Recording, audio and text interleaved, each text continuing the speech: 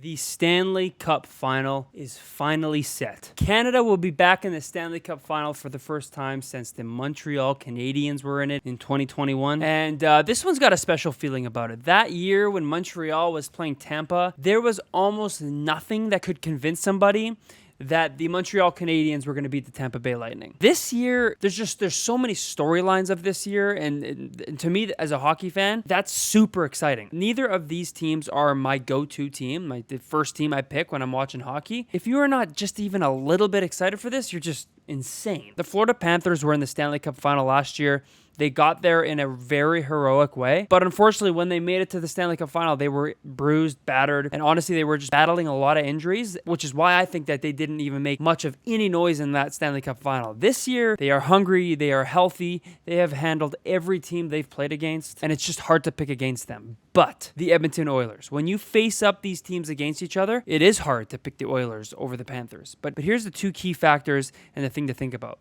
The Dallas Stars, for many people, from casuals to professionals, were picked to win the Stanley Cup this year. Leading into the playoffs, they looked like they had no chinks in their armor. They started the playoffs 0-2 at home, go to Vegas, win the next two games, and then end up handling Vegas, making it a 7-game series and beating them in 7. The next series, they completely take care of the Colorado Avalanche, except for really 1 or 2 games where they showed a few chinks in their armor, allowing Colorado to come back into the game.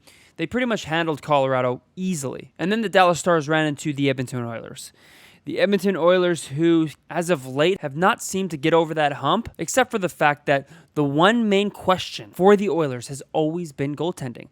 Skinner, year after year, has disappointed the Oilers, letting in easy goals, and even in this series, he let in easy goals. But as of late, he has been their star. He has been the sole reason why they have won. Their power play was one of the main reasons they had success in the postseason, throughout the season as well. One of the best power plays we've ever seen in the NHL's history. But against the Dallas Stars, it was the same thing. Their power play dominated in a very impressive way, but also Skinner did. The Oilers beat a team that beat last year's Stanley Cup champ, the year before Stanley Cup champ. Dallas had a few injuries to start the series off, but ultimately, Dallas should have won this series on paper, right? Well, they didn't.